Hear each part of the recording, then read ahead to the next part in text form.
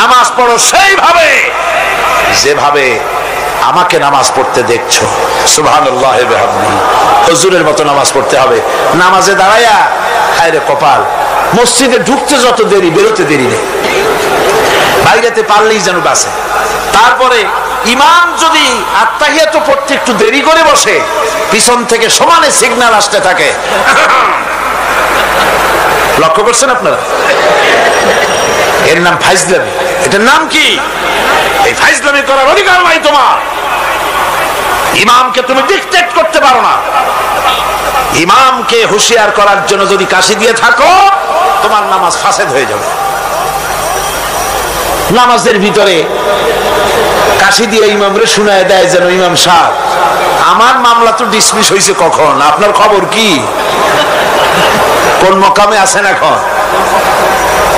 নামাজ সোজা হয়ে দাঁড়াতে হবে, তাদিল আর কান ঠিক রাখতে হবে। তাদিল শব্দের অর্থ হলো বরাবর করা। রুকুর ভিতরে থাকবেন যতক্ষণ, দাঁড়িয়ে থাকবে ততক্ষণ, অন্তত এক তাসবিহ পরিমাণ তো বটেই। সেই পরিমাণ সোজা হয়ে দাঁড়ানো হয় না, ওয়াজিব তরফ হয়ে যাচ্ছে। আমার বন্ধুগণ, নামাজ যদি না হলো, যার নামাজ আছে তার সব আছে, যার নামাজ নাই তার ফাউন্ডেশন নাই, ঈমানও নাই। রুকুর ভিতরে যতক্ষণ থাকবেন, রুকুর থেকে দাঁড়িয়ে রব্বানা লাকাল হামদ হামদান কাসীরান তাইয়িবান মুবারাকান ফি, একজন সাহাবী এই দোয়া পড়েছিলেন। হুজুর বললেন, ও সাহাবী, তুমি যখন এই দোয়া পড়তেছিলে তুমি জানো না আমি নবী, আমি দেখি, তোমরা দেখতে পাও না, আমি দেখতেছিলাম ফেরেশতারা তুমি এই যে দোয়াটা পড়তেছিলে রুকু থেকে দাঁড়াইয়া, তোমার আমল নামায় নেকি কে কত বেশি লিখবে তা নিয়ে ফেরেশতারা প্রতিযোগিতা করতেছিল। দুই সিজদার ভেতরে এক সিজদা দিয়েছেন সুবহানা রাব্বিয়াল আ'লা, বলেন তো সুবহানা রাব্বিয়াল আ'লা, সুবহানা রাব্বিয়াল আ'লা, সুবহানা রাব্বিয়াল আ'লা। সময় লাগে না? লক্ষ্য করে দেখেন যে মুরগিতেও এত তাড়াতাড়ি দানা খাইতে পারে না যত তাড়াতাড়ি সিজদা দিয়ে উঠে যায়। একটা সিজদায় যত সময় লাগলো, দুই সিজদার মাঝখানে ততখানি সময় দিবেন। আল্লাহুম্মা গফিরলি ওয়ারহামনি ওয়াফিনি ওয়াহদিনি ওয়ারযুকনি। হুজুর এই দোয়াগুলি করতেন, আরে কি সুন্দর দোয়া। আল্লাহ আমারে মাফ করে দাও, আমারে সুস্থ করো, আমার উপরে রহম করো, আমাকে তুমি রিজিক দান করো। সুবহানাল্লাহ। আবার নামাজের মধ্যে দোয়া কবুল হয় বেশি। সাহাবী জিজ্ঞেস করেছেন, ইয়া রাসূলুল্লাহ, বান্দা কখন আল্লাহর বেশি নিকটে হয়ে যায়? নবী বলেছেন, বান্দা যখন সিজদা দেয় আল্লাহর বান্দার ভিতরে কোনো হিজাব আর থাকে না।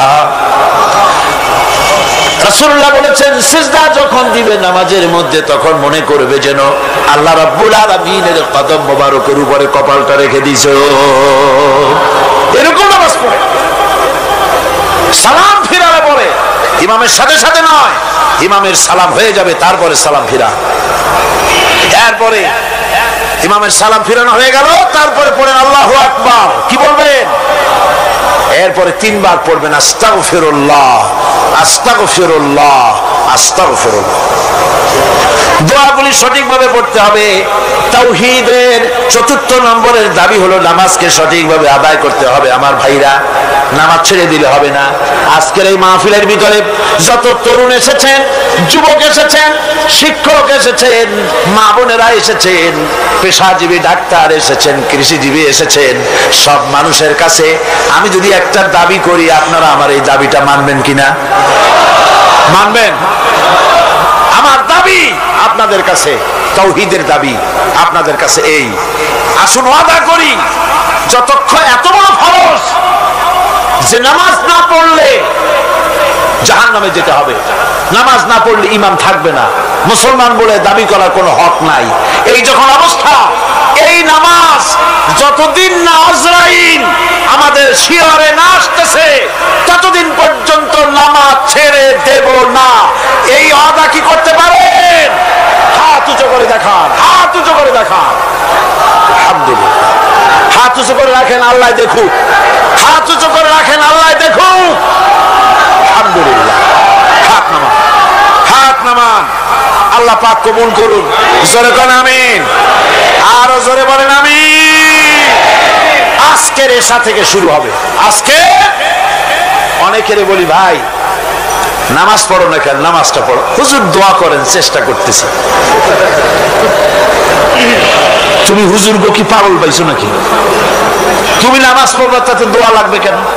তুমি তো একথা কখনো বলো না, হুজুর দুপুরে ভাত খাবো, একটু দোয়া করুন যেন খাইতে পারি। রান্না করবা, প্লেট আছে বাড়ি, চাউল আছে, রান্না করো, প্লেটে নিয়ে জমের খাওয়া খাও। তুমি নামাজ পড়বা, কুয়ায় পানি আছে, টিউবওয়েলে পানি আছে, মসজিদ আছে, যাই নামাজ পড়ো। দোয়ার দরকারটা কি? ইচ্ছার দরকার, চেষ্টার দরকার। সুতরাং সব অজুহাত ছেড়ে দিতে হবে। আগে নামাজ। আর্মি হন, বিডিআর হন, পুলিশ হন, ডিসি হন, এসপি হন, মন্ত্রী হন, প্রেসিডেন্ট হন, যেই হন, আকাশ আর জমিনের মালিকের সামনে নাক আর কপাল দিয়া ঘষে প্রমাণ করুন আপনি আল্লাহর গোলাম। কার গোলাম? আর নামাজের চাইতে থামা স্লোগান লাগবে না। নামাজের চাইতে গোলামীর উৎকৃষ্ট নমুনা আর কিচ্ছু নাই। কথা বুঝছেন? গোলামি করার জন্য নামাজের চাইতে উৎকৃষ্ট নমুনা আর কিচ্ছু নাই। যখন কানে হাত দিয়া, কানের কাছে হাত দিয়ে হাতটা বাঁধলেন, এই তো আসামি হয়ে গেলেন, গোলাম হয়ে গেলেন। কার গোলাম? অবশ্যই পৃথিবীর কোন প্রেসিডেন্টের গোলাম নই, কোন মন্ত্রীর গোলাম নই, কোন পীরের গোলাম নই। গোলাম আমি আল্লাহ।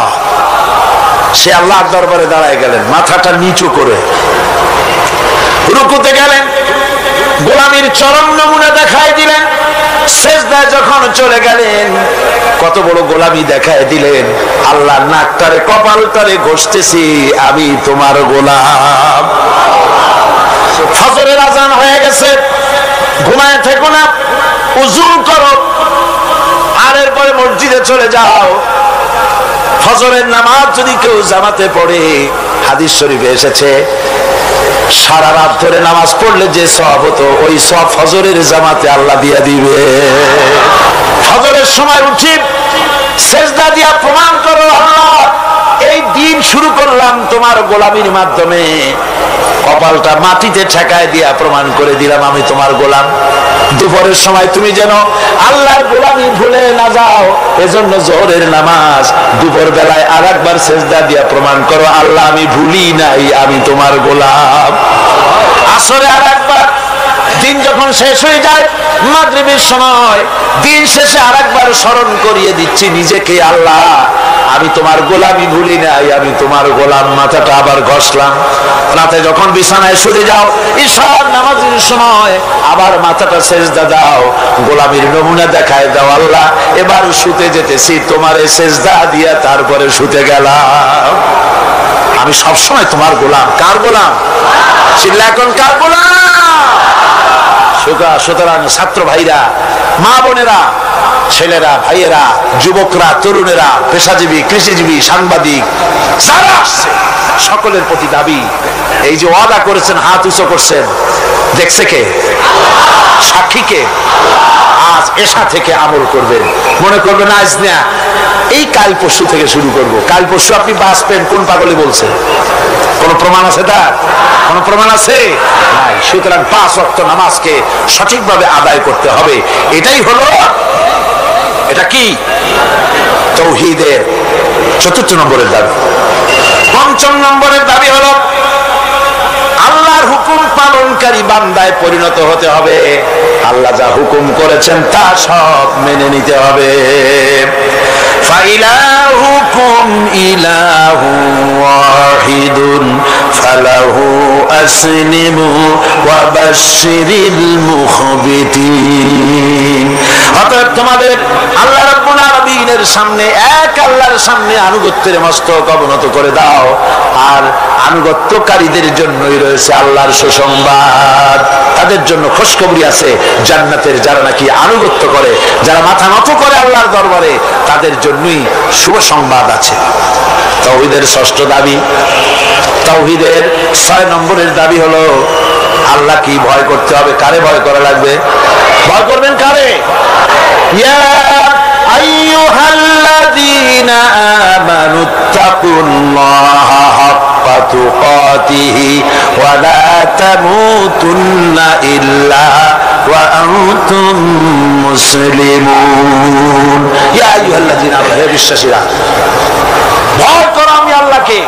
ভয় করার মতো যেমনটি ভয় করা উচিত তেমনটি ভয় করো। দিনের বেলা ভয় করবেন, রাত্রি বুঝি করবেন না নাকি? কি গান? দিনে যে আল্লাহ দেখে, রাত্রি বুঝি দেখে না? অফিসে দেখে না? সব জায়গায় দেখে, সব জায়গায় দেখে। আপনি যদি ঘুষ খান, আল্লাহ টের পায় না? কোন টের পান কিনা? এসে বলছে, স্যার এই যে চাইছিলেন টাকাটা নেন, আমার কাজটা একটু করে দিয়ে। রোজার দিন ওই টাকা কি হাতে নেওয়া যায়? আশ্চর্য কথা, আপনি তো টাকা চাইছিলেন, চাইছি তাই কি হয়েছে? রোজা রেখে ওই সব টাকা হাতে নেওয়া যায় নাকি? করবো কি? ওই টেবিলের ড্রয়ারে থুয়ে যাবে।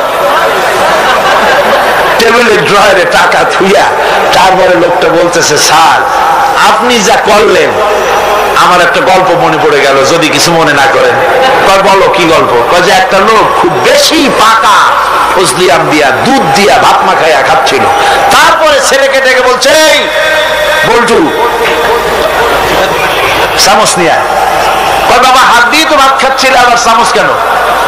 তুই তার বুঝবি কি, আমটা এত বেশি পাকা যে দুধ দিয়ে যখন মাখাইছি একেবারে আমার সারুদিন বিষ্ঠার মতো লাগে, সেই জন্য হাত দিয়া খেতে ঘৃণা করে বলে চামচ দিয়ে খাইতে চাইছি। রোজার দিন ওই টাকা কি হাতে নেওয়া যায়? সুতরাং ড্রয়ারের মধ্যে ধুয়ে যাবে। তাহলে বোঝা গেল লোকটা আল্লাহরে ভয় করে না। রোজা রাখে ঠিক, নামাজ পড়ে ঠিক, আল্লাহরে ভয়, আল্লাহর ভয় যদি অন্তঃকরণে থাকে ঘুষ খেতে পারে না। জোরে বলেন পারে? জোরে বলেন পারে? পারে না।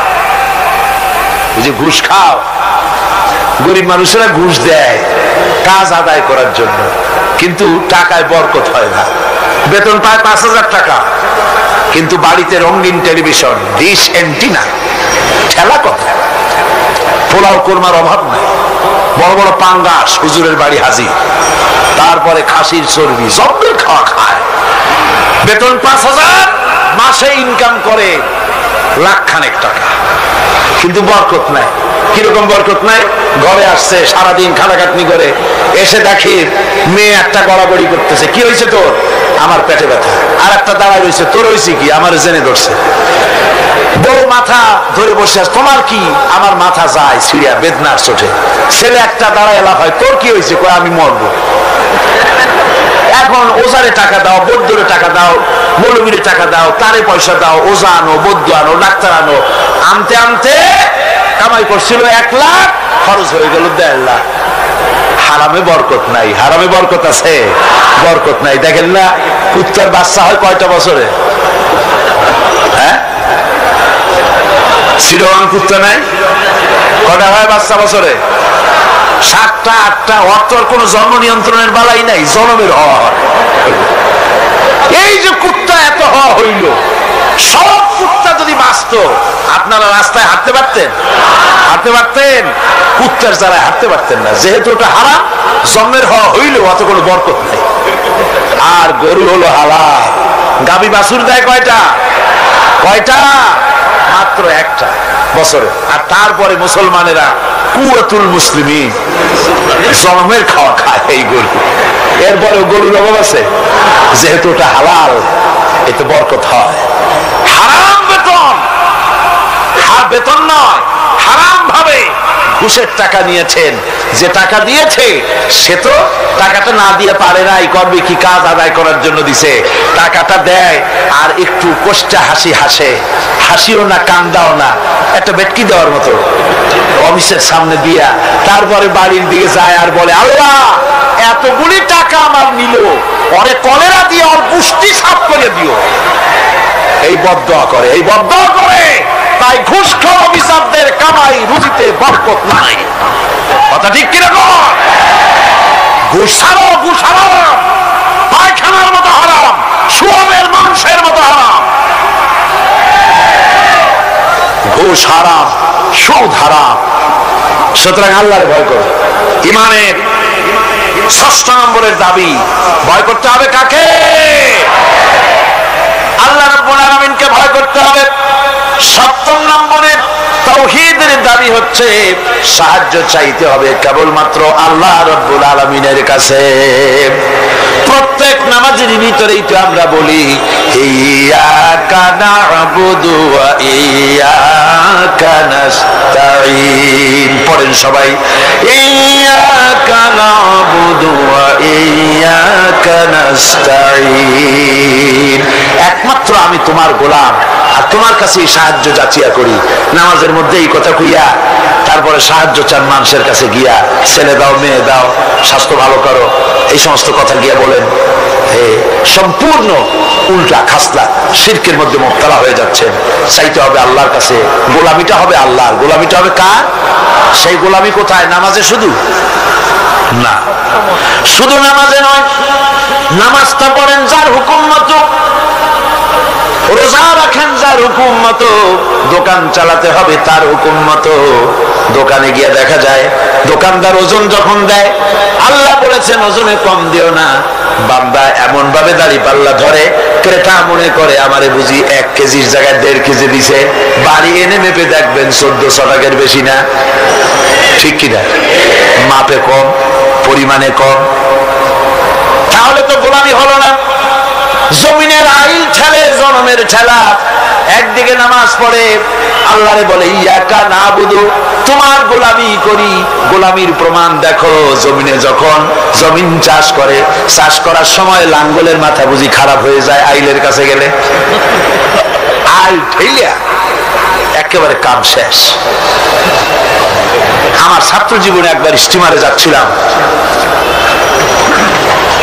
কোন এক জায়গায়, বিছানা রাখা একজন লোককে বললাম, ভাই আমার বিছানাটা দেখেন, আমি উজু করে আসি।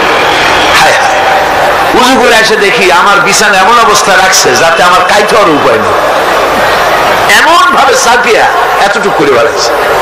বললাম, হাসি মুখে বললাম, ভাই আপনার এই আচরণে প্রমাণ হলো মাত্র 6-7 ঘন্টার জার্নিতে বা 12 ঘন্টার জার্নিতে আপনার আমার বিছানার আইল যখন ঠিক রাখতে পারেন নাই, আপনার জমিনের কাছে যার জমিন আছে সে আইলও আপনি ঠিক রাখতে পারছেন বলে মনে হয় না। রাসূলুল্লাহ বলেছেন, লা'নাল্লাহ মান গায়্যারা মানারা, যে ব্যক্তি জমিনের আইল টেরা বাঁকা করে তার উপরে আল্লাহর লানত, আল্লাহর অভিশপ্ত। আল্লাহর কাছে বললেন, আল্লাহ ইয়্যাকা না'বুদু, তোমার গোলামি করি। এই গোলামির প্রমাণ দিতে হবে, বাজারে দিতে হবে, হাটে দিতে হবে, দোকানে দিতে হবে, অফিসে দিতে হবে, আদালতে দিতে হবে, কলে দিতে হবে, কারখানায় দিতে হবে, সেক্রেটারিয়েটে দিতে হবে, বঙ্গভবনে দিতে হবে, কলেজে দিতে হবে, বিশ্ববিদ্যালয়ে দিতে হবে। রান্নাঘর থেকে শুরু করে বঙ্গভবন পর্যন্ত সব জায়গায় গোলামি হবে কার? চিল্লায় বলেন, কার গোলামি? এরপরে 9 নম্বরে তাওহীদের দাবি, সেটা হচ্ছে আনুগত্য, আল্লাহর আইনের আনুগত্য করা লাগবে। আমার বন্ধুগণ, আনুগত্য করতে হবে কার বলেন? আল্লাহ পাকের আনুগত্য করতে হবে আর হেদায়েত চাইতে হবে। 8 নম্বর, 7 নম্বর বলেছিলাম আমি সাহায্য, 8 নম্বরে হলো হেদায়েত। হেদায়েত চাইতে হবে কার কাছে? কার কাছে? আল্লাহ শিখাই দিচ্ছেন। প্রত্যেক নামাজের ভিতরে আমরা বলি ইহদিনাস সিরাতাল মুস্তাকিম। পড়েন সবাই, ইহদিনাস সিরাতাল মুস্তাকিম। হায় আল্লাহ, হেদায়েতের একটা রাস্তা চাই, কিচ্ছু চাই না। ভিক্ষার মতো নামাজের মধ্যে বলতেছে, আল্লাহ কিচ্ছু চাই না, একটা সরল রাস্তা চাই, সোজা রাস্তা চাই। কিরকম রাস্তা? সিরাতাল্লাযীনা আন'আমতা আলাইহিম গায়রিল মাগদুবি আলাইহিম ওয়ালাদ-দাল্লিন। এমন রাস্তা চাই যে রাস্তা চললে নিয়ামত পাওয়া যায়। অভিশপ্তদের রাস্তা, পথভ্রষ্টদের রাস্তা চাই না। নিয়ামত প্রাপ্ত হচ্ছে নবী, সিদ্দিকিন, শুহাদা, সালিহিন, ওই রাস্তা চাই। হেদায়েতের রাস্তা চাইতে হবে আল্লাহর কাছে। নামাজের ভিতরে আমরা যে হেদায়েতের রাস্তা চাইলাম আল্লাহর কাছে, আল্লাহ রাব্বুল আলামিন এই আমাদের এই চাওয়ার জবাবে আল্লাহ পাক বলেন আমার কাছে রাস্তা চেয়েছো, এরই জবাবে 30 পারা কোরআন শরীফ দিলাম, এটাই হেদায়েতের পথ। আর জবাব দিলেন আল্লাহ সূরা ফাতিহার জবাব সূরা ইয়াসিনের মধ্যে আল্লাহ দিয়ে দিয়েছেন। সূরা ফাতিহায় আমরা বললাম ইহদিনাস সিরাতাল মুস্তাকিম, হে আল্লাহ সোজা রাস্তাটা দেখাও। সূরা ইয়াসিনে গিয়ে আল্লাহ জবাব দিয়ে দিলেন, ও বান্দা তুমি আমার কাছে সোজা রাস্তা চেয়েছো, শোনো ওয়া আনি'বুদুনি হাদা সিরাতুম মুস্তাকিম, আমার গোলামি কর, আমার দাসত্ব কর, হাদা সিরাতুম মুস্তাকিম, এটাই হলো সহজ সরল রয়াল রোড, যার শুরু হলো দুনিয়া থেকে শেষ হলো জান্নাতুল ফেরদাউসে গিয়া। যেরকম সুবহানাল্লাহ। সুতরাং হেদায়েত চাইতে হবে কার কাছে? আল্লাহর কাছে। আল্লাহর কাছে হেদায়েত চাইলাম, আল্লাহ কোরআন দিলেন আর নবী দিয়া দিলেন। নবীর কাছ থেকে হেদায়েতের নমুনাটা নিতে হবে। একজন বদবী, একজন গ্রাম্য লোক রাসূলের কাছে এসে প্রশ্ন করেছিলেন, হুজুর আমি গ্রাম্য মানুষ, সব সময় আপনার খেদমতে আসতে পারি না, আমি গরিব মানুষ, হুজুর আমাকে আপনি বলে দেন তাওহীদ কারে বলে, রিসালাত কারে বলে, আখিরাত কারে বলে, ঈমান কারে বলে। হুজুর সব তারে ব্যাখ্যা করে শোনায় দিলেন। লোকটা যাওয়ার সময় বললেন, ইয়া রাসূলুল্লাহ, আল্লাহর নামে কসম করে বলি ঈমান, রিসালাত, আখিরাত, ইহসান, তাওহীদ ইত্যাদির যে ব্যাখ্যা আপনি দান করলেন, এর থেকে আমি এক চুলো বাড়াবো না, এক চুলো আমি কমাবো না। এই বলে লোকটা যখন বিদায় হতে লাগলো, আল্লাহর নবী উপস্থিত সাহাবীদের বললেন, সাহাবীরা এই দুনিয়ায় বেঁচে থাকা অবস্থায় যদি কোনো বেহেশতি মানুষ দেখে চোখ শীতল করতে চাও, তাহলে এই বান্দার দিকে তাকায় দেখো, সে আল্লাহর জান্নাতি। কারণ সে বলেছে রাসূল ইসলামের যে ব্যাখ্যা আপনি দিয়েছেন, এক থেকে এক চুল বাড়াবো না, এক চুল কমাবো না। এর নাম ঈমান। এর নাম কি? সিল্লাকনের নাম কি? আজ মুসলমানের কপাল পুড়ছে। কেন মুসলমানদের কপাল পুড়েছে? রাসূলুল্লাহর কাছে থেকে ঈমান, ইসলাম, তাওহীদের ব্যাখ্যা নিতে চায় না। খাজা বাবাই কি কয়, হুজুর কেবলা কি কয়, কোন দেশ থেকে কোন হুজুর কেবলা আসলো, তিনি কি ব্যাখ্যা দিলেন, সেই ব্যাখ্যা অনুযায়ী যায়। ওই ব্যাখ্যা কোরআনে বা হাদিসে আছে কিনা একটু যাচাই পর্যন্ত করে না। জোরে নাউজুবিল্লাহ। কোন পীর সাহেব যদি বলেন এভাবে পাগড়ি বাঁধো, আমি যদি দেখি হাদিসে ওরকম পাগড়ি বেঁধেছেন রাসূল, অবশ্যই পীর সাহেবের কথা মানবো। কিন্তু পীর সাহেব যদি এমন পাগড়ি বাঁধার কথা বলেন যেরকম হুজুর বাঁধেন নাই, সাহাবীরা বাঁধেন নাই, সে পীর যেখান থেকে আসুক না কেন সে পীরের কথা মানি না। বলেন ঠিক কিনা? জোরে বলেন ঠিক কিনা? পীর সাহেব আমাদের জিকির শিখান। আমি যদি দেখি আমার রাসূলুল্লাহ ওই রকম জিকির করেছেন, নবীর সাহাবীরা ওই রকম জিকির করেছেন, পীর সাহেবের কথা মাথা পেতে মেনে নেব, যেহেতু তিনি আমার রাসূলের কথা বলেছেন, আমার রাসূলের সাহাবীদের মতো বলেছেন। আর যদি দেখি পীর সাহেব এমন জিকির শিখান, এমন ওজিফা শিখান, যেই জিকির যেই ওজিফা আল্লাহর রাসূল করেন নাই, সাহাবীরা করেন নাই, আল্লাহর কসম ওই পীরের ওজিফা মানি না। ঠিক কিনা গো? এর নাম হলো ঈমান। এর নাম কি? রাসূলুল্লাহ চাইতে ইসলামের নতুন করে ব্যাখ্যা মানি না। রাসূল যেটা দিয়েছেন এটাই আসল পথ, এটাই আসল পথ, জান্নাতে যাওয়ার পথ, আর কোন পথ না।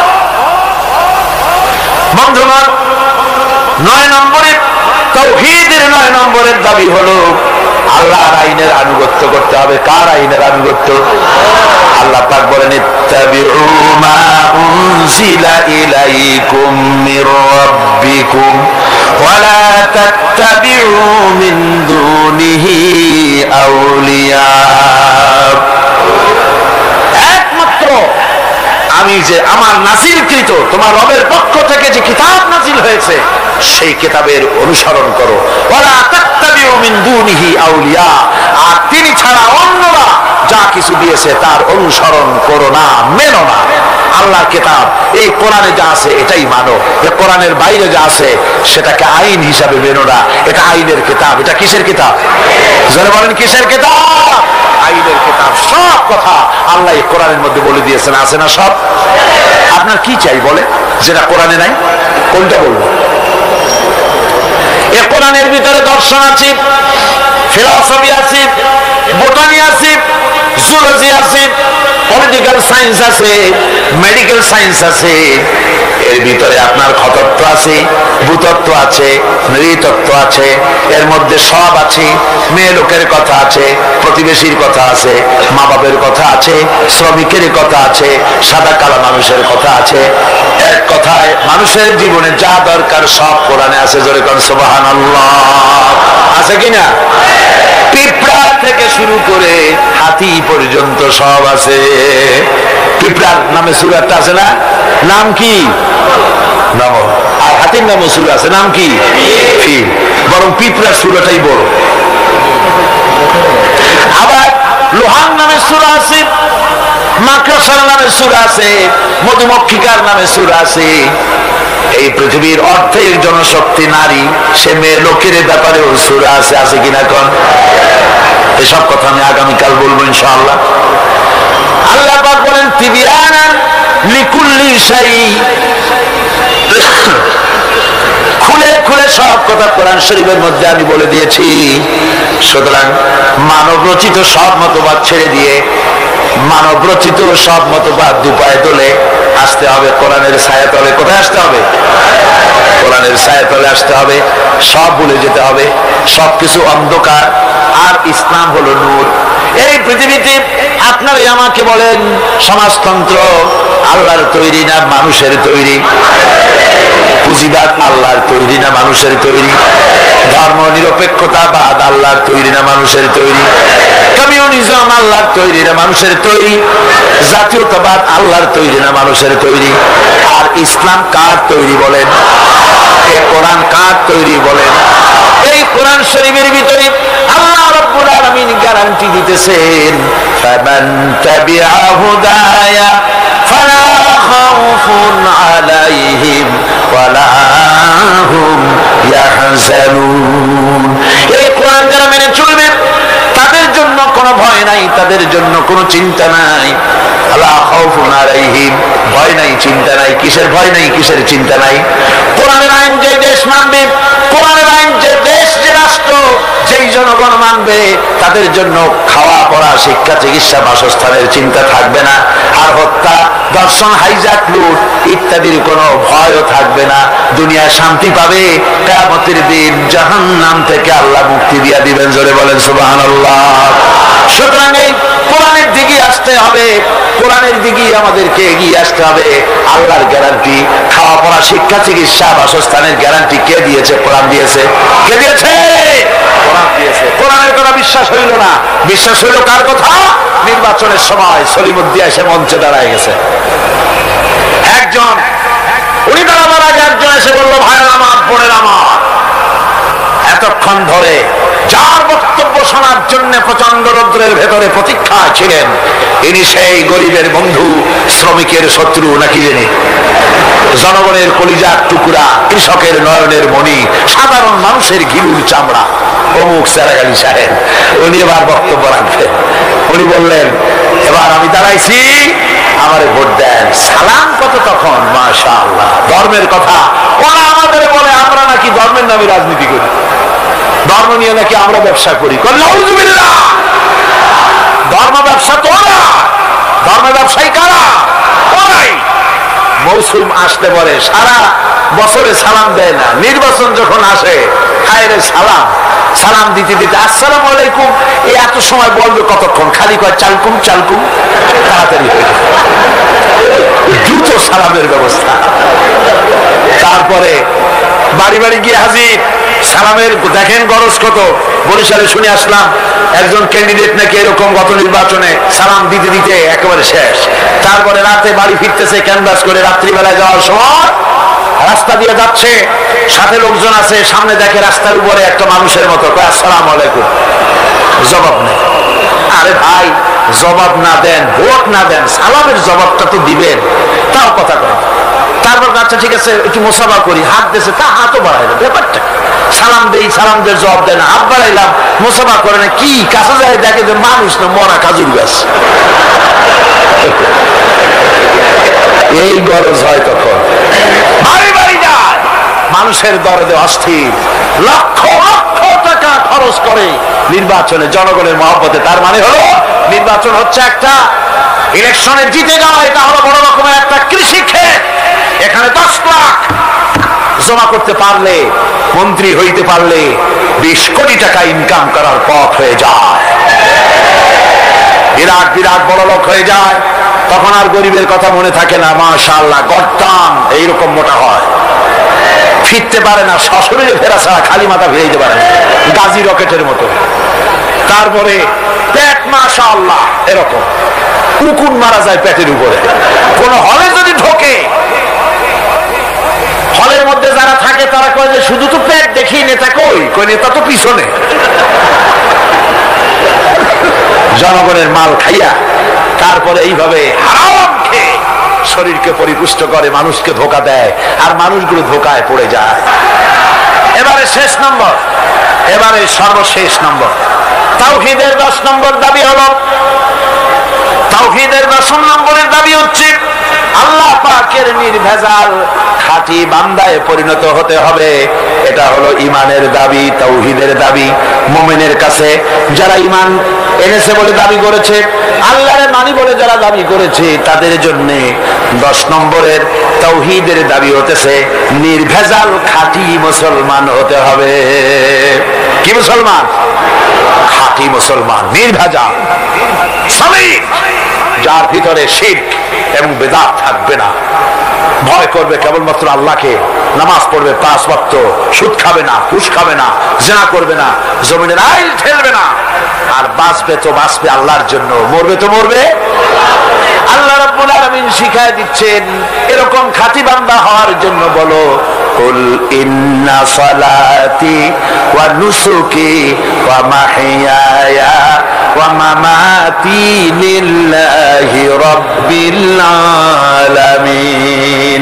পড়েন সবাই, ইন্না সালাতি ওয়া নুসুকি ওয়া মাহইয়ায়া ওয়া মামাতি লিল্লাহি রাব্বিল আলামিন। নিশ্চয়ই আমার নামাজ, আমার কোরবানি, আমার হায়াত, আমার মত সবকিছু ওই আল্লাহর জন্য, যিনি তামাম জাহানের পালনেওয়ালা রব। ওই আল্লাহর জন্য, আমার বেঁচে থাকা আল্লাহর জন্য, আমার মরে যাওয়া আল্লাহর জন্য, আমার নির্বাচন আল্লাহর জন্য, আমার ভোট আল্লাহর জন্য, আমার ক্যানভাস আল্লাহর জন্য, আমার সাদা আল্লাহর জন্য, আমার ব্যবসা আল্লাহর জন্য, আমার মরে যাওয়া আল্লাহর জন্য, আমার জন্ম থেকে শুরু করে মৃত্যু পর্যন্ত সব কাজ কার জন্য? জোরে বলে, জোরে বলে, কার জন্য?